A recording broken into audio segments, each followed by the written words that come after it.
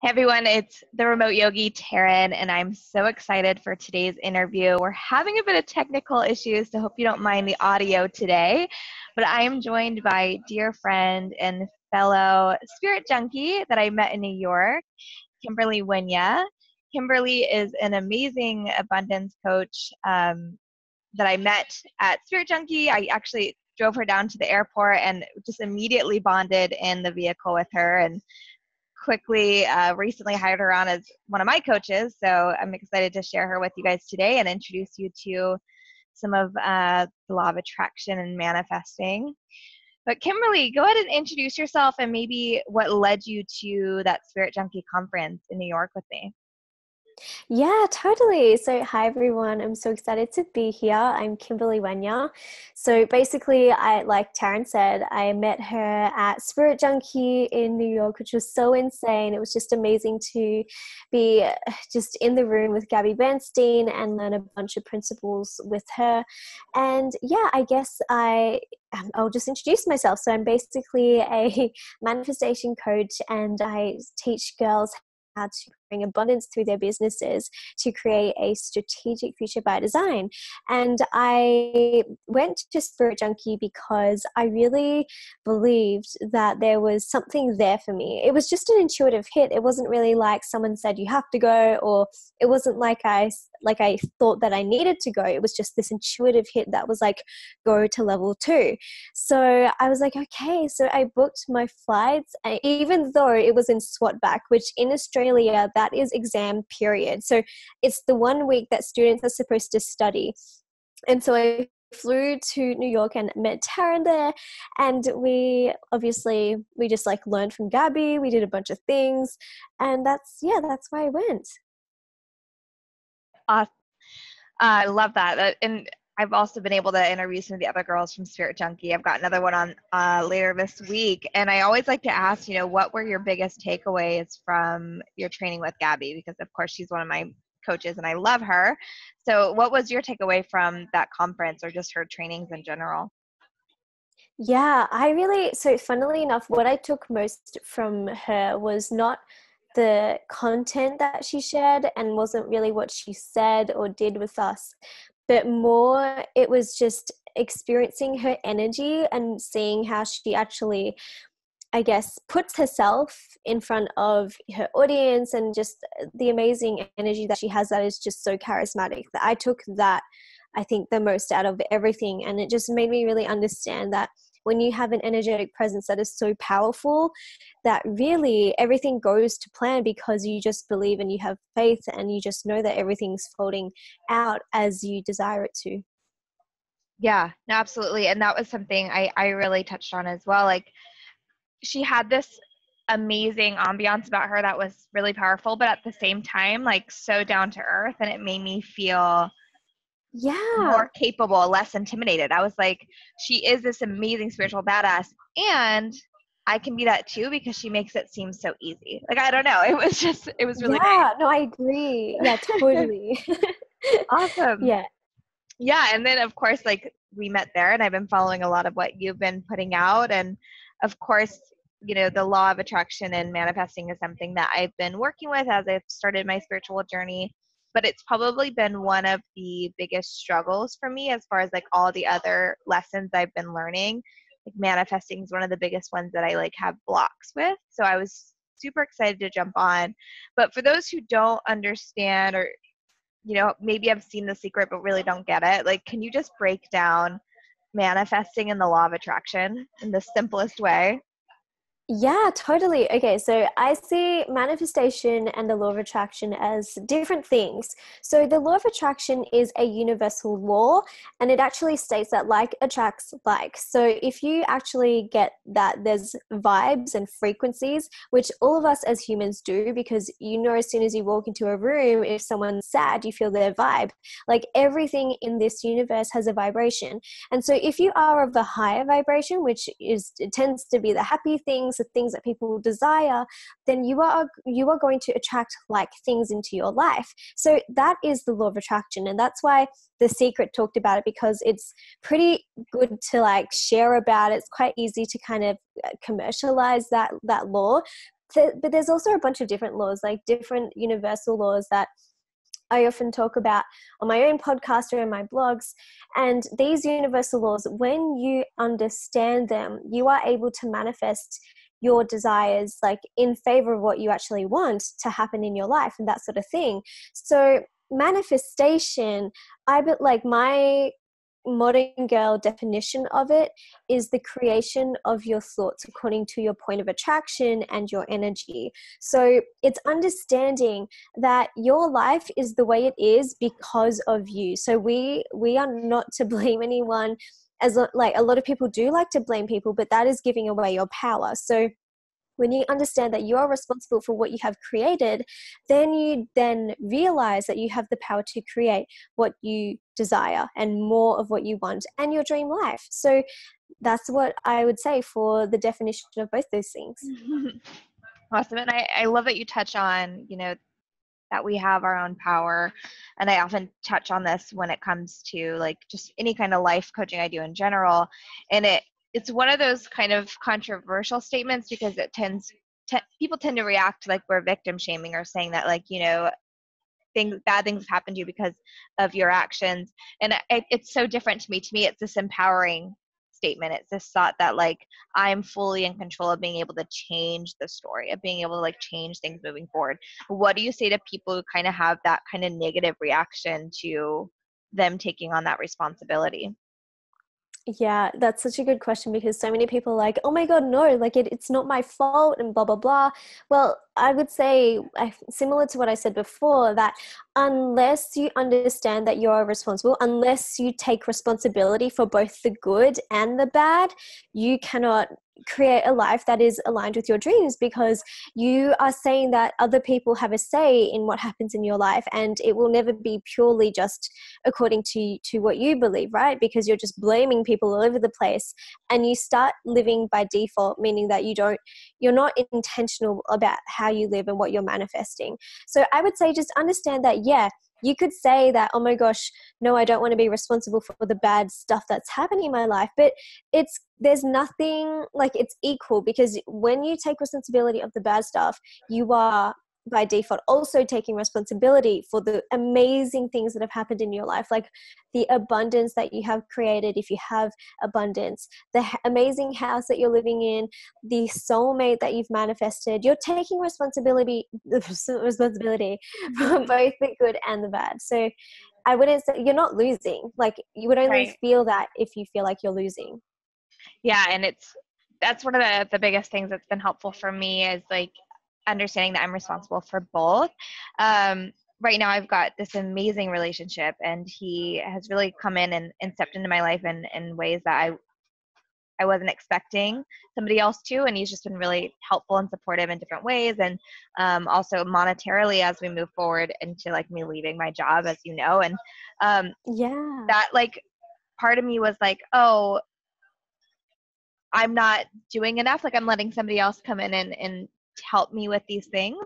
But then when I remembered that I'm responsible for having brought him into my life, it was like, oh, it's still me. I'm still the reason why I get to have these things. It's because I brought him in. It's still like something I did good for myself. And it's like, you can switch it, right? Be excited about the good things that you've brought into your life.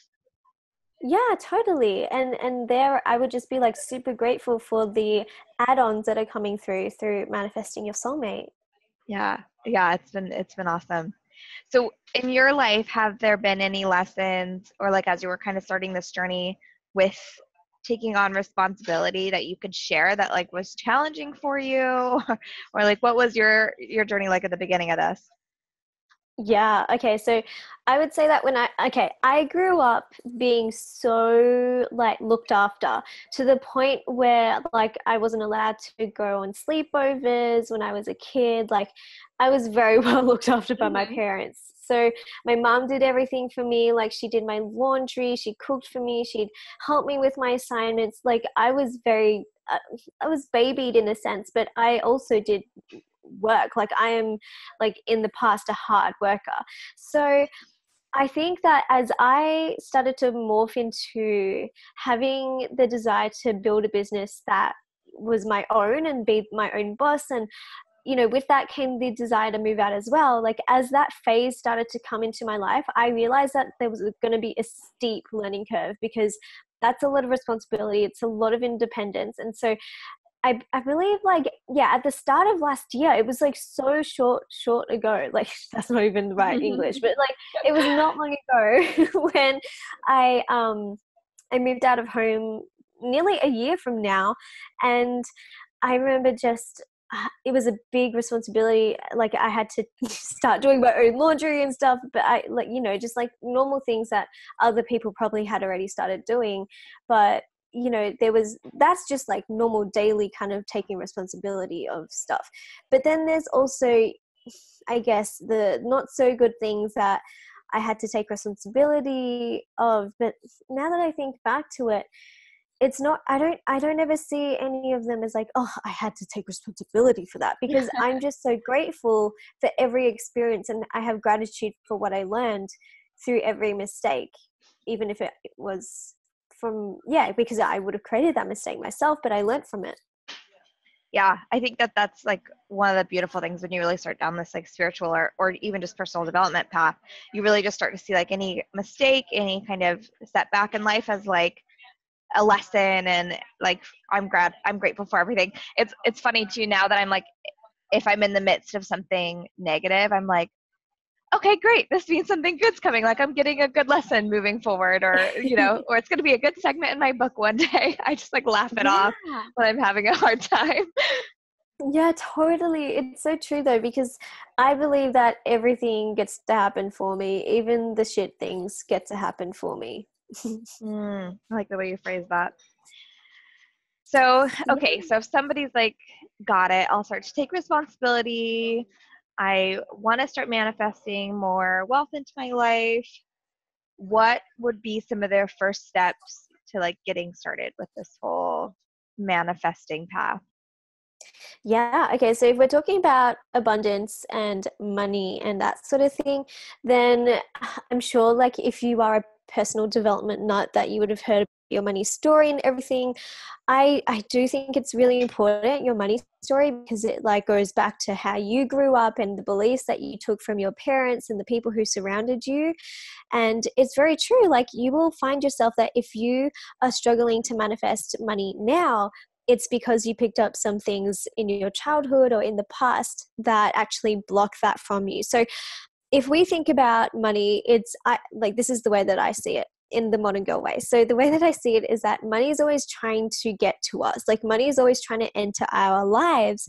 The only reason why we don't have it is because we have blocks, or there's like rocks in the stream, which is already running. So we're creating this dam, right? Like we're stopping the flow of money that's coming to us. So there's a bunch of ways that we can actually unblock this flow of abundance. And that includes removing the blocks and also creating more streams for the universe to actually pay you, right? So not only do we want to unblock this one stream, but you can actually create more streams for money to flow to you. And if you're a business owner, then you can do that because you can create courses and master classes and those sort of things. But then we come to the blocks. So the blocks are things like limiting beliefs that are just really stuck in your mindset, where it will come in different forms. And just some very common ones I'm just going to speak about are ones like, oh, I'm greedy if I want money, or like, who am I to have money? Like I wasn't born into a rich family, that sort of thing. Like these are all beliefs that you believe, and because they're a belief of yours, that's your point of attraction and that's what you manifest. So the key here is to flip each of these beliefs or release them. And I have done this in a number of ways, because I didn't grow up in a super wealthy family or anything like that's just like my past. But just because you grew up in a in not in abundance or whatever, I don't want to offend anyone, but just because that was the case does not mean that you're stuck in that forever. You are empowered. Like you have the power to change your money story and change how money reacts to you. So start to change those beliefs to things like, oh, you know what? Like I am so unapologetic of wanting money, because really like this is something that I I'm quoting from Chris Harder, who has an amazing money podcast, but he always says that good people do great things when they have money. And the more abundance they have, the bigger impact you can have, the more positivity you can actually create, the more like power you essentially have over doing good things. So there's nothing wrong with wanting money, and a lot of people have problems with wanting it. So Mm-hmm. that's like the first thing. Yeah, that was a big block for me. Was I felt like it was wrong. Right? I was raised really religious, so it was like wrong to want for things first off, but then to also want wealth was even worse. Like I had this concept I was a terrible human. One of the things I did with one of my clients more recently was she was really having this block. She's trying to start a business and she's like scared of receiving. And we kind of went through the list of like, well, what will this money allow you to do? And she lit up. She was like, I can travel with my family. I can sign my kids up for the clubs that they want to do. I can all these things. And I was like, okay, great. So you're not wanting money, you're wanting freedom. Like maybe for you right now to replace that word or whatever, just to help you kind of get past that. Anyway, that's just like blocks I see really common in the US is like that it's wrong. That money's bad or evil. Yeah, totally. Yeah, they're super common to have. And I think like if there's anyone who kind of wants like a overall all-rounder episode to listen to that's about like money mindset, head to episode 60 on my podcast, because that's between me and Chris Harder, and he's like the money expert and he just says so much gold. But yeah, like I'll it's link super that in the blog. So, perfect. Yeah, totally.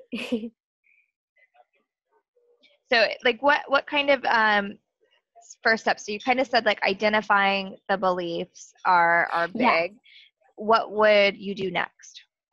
So after identifying these beliefs, the next thing I would do is like every time you actually catch yourself with that fear, or any time that you actually see yourself like replay that fear, we want to keep saying the truth, which is that no, it's fine to have money. I get to have money all the time, and we're basically flipping them into affirmations, right? So that's like the second step. Once you kind of audit what you're thinking about money, you want to flip them to powerful affirmations that make you feel unapologetic about wanting money. After I kind of started to do that myself, I did there's a deep way you can go about things where you go through like a whole forgiveness cycle.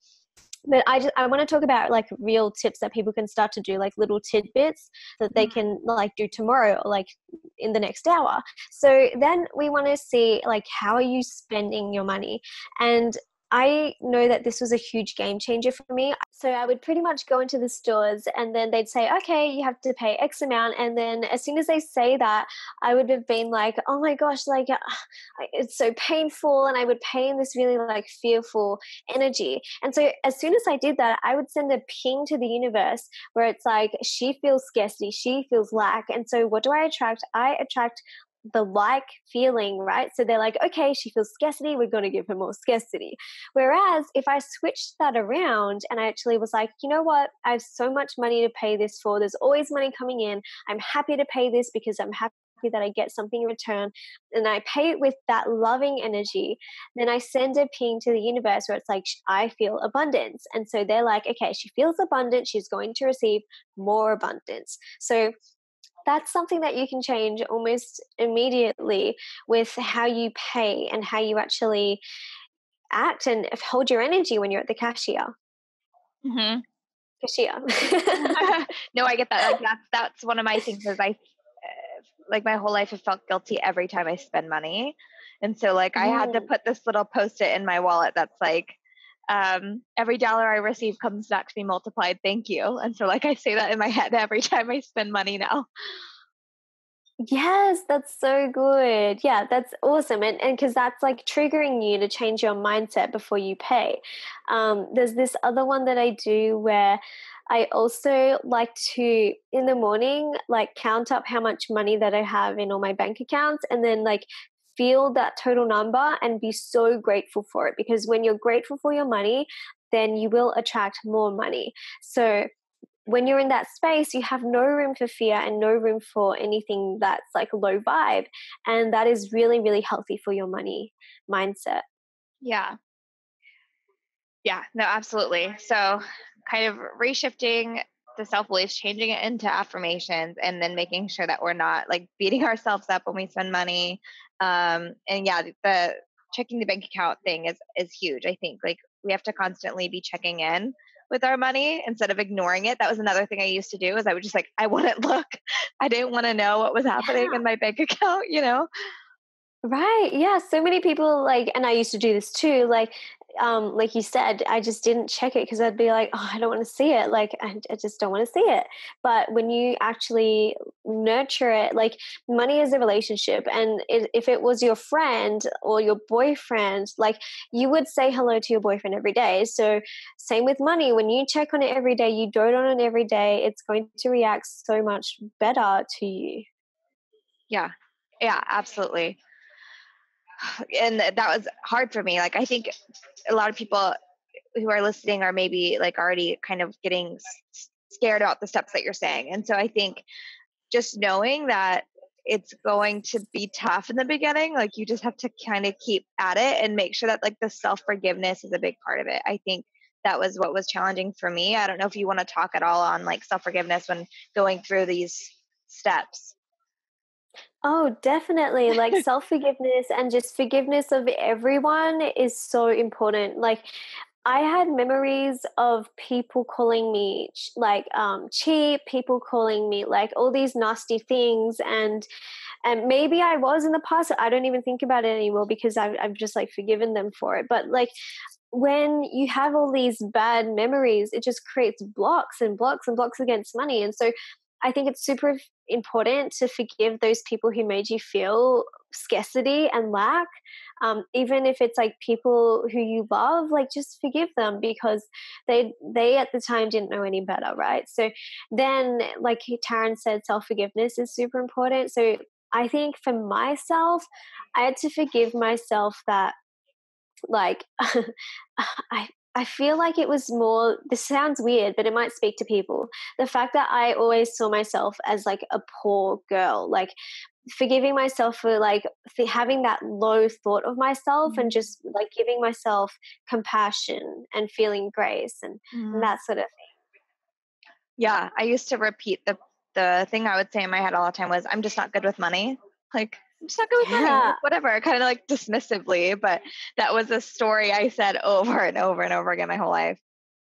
Yeah, and it, like so many of us do, right? So like catch that and you get to say, "No, like I'm good with money." Even if you have no clue, like literally just say, "I'm good with money." Like and you will start to see yourself deal better with money. Like the more that you say it, the more that you'll start to hear it and feel it and think it and act on it. Yeah. Yeah, absolutely. Well, I think all these tips are really, really helpful so far. I know you kind of touched slightly on the affirmations, kind of shifting the old beliefs into something new, but what are some other affirmations that you found really powerful for your clients and for yourself? Yeah, so I would say that if it's to do with money, oh, like for me, they are always changing. And this is the thing that I tell my clients that, like, and you would know, Taryn, like, I say that if an affirmation doesn't resonate with you, change the words around so that it hits your soul. So for me, things like, oh my gosh, like you made X amount of dollars this month, like just having that as a reminder on my phone. I say to myself things like, money is easy, like money is just flowing to me. There's no barrier between me and money. What else is it? It's probably like people love to pay me. I'm a money magnet. There's some very generic ones, but I think also not just saying stuff about money, but also telling myself that I am at the next level of abundance and I'm at the next level of receiving money. Um, and just saying these things, anything that helps me get into the energy of being abundant and being like, oh my gosh, like I have so much money in my account, I'm so abundant, like of course I can receive money, of course I can receive money because I'm an energetic match for it, and just like talking myself Yeah. into that. Yeah, no, I also found for me it was more like of a worthiness thing, or like it's safe for me to be wealthy. Like that's something I had to say a lot. Like it's safe for me to receive. Like I'm Yeah, yeah, worthy of receiving. Like all these old concepts that I had to break down. Um, yeah, totally. And I know we've touched mostly on money so far, but I don't know if you could quickly share some tips that maybe you would provide if it wasn't money focused, if it was like people who are trying to manifest love or the right job or, any other things. I know it's very similar, but what would you suggest there? Yeah. Before we do, I just had one more thing to add, which I thought would be cool for the people who want to start manifesting money. It's super quick as well. But Yeah, please. literally, like you can send a test out to the universe. I just thought of this and it was like, tell them. I was like, okay. um, but basically, okay, here's this test that anyone can do, and you're not going to get disappointed because it's just a test. So just literally write on a piece of paper, dear universe, in the next 24 hours, I will receive, or I am receiving, actually, let's write it in present tense, I am receiving $100. And literally just see what happens. And it could come through a gift, or it could come through real money or a refund or anything, but just keep your eyes out for how that money manifests. So that's my last tip for manifesting money, because that will help you have belief that you are in control. Now, love. Let's talk about love, like Taryn said, right? So, okay, if we're talking about, like, I like how you said that it's like all similar, because it really is. And I'm sure that your clients will know that it's all about self-love. Like even money is about self-love and loving yourself and knowing that you're worthy of receiving money. So it's the same thing for a soulmate, right? If you desire to have a soulmate, if you yourself aren't whole, then you are only attracting to someone who's also like half of a heart, right? Whereas if you are whole in yourself, then you attract another soulmate who is also whole in themselves, and you can like live happily ever after. And you're not Mm. filling voids in each other, because if you fill voids in each other, eventually, if you are into self-development and you're listening to this, eventually if you become whole, that person will still seek for you to fill their void where you no longer would be available to. This actually happened to one of my clients where she was into self-development, and she actually separated from her partner because at one point, like, she just was no longer filling his void anymore, right? So Mhm. these things can often just be the case if you're not careful with being whole in yourself. And then when Yeah. it comes to like just manifesting material things or like houses or apartments and stuff, my number one tip would be to write down what you desire in it. So like get specific. How many windows do you want in this house? Like what carpet, what floorboards, how many rooms, like how much is the rent, where is it, blah blah blah. I actually did this when I manifested my apartment way back a year ago, and I have a whole blog and like a billion podcast episodes where I actually talk about this whole process, but it manifested almost perfectly. So that is what I would say. Like, get your paper out, get your pen out, write exactly what you desire in that. And then when you do actually manifest it, because you will, then go back to your list and tick off what was actually true. I love that.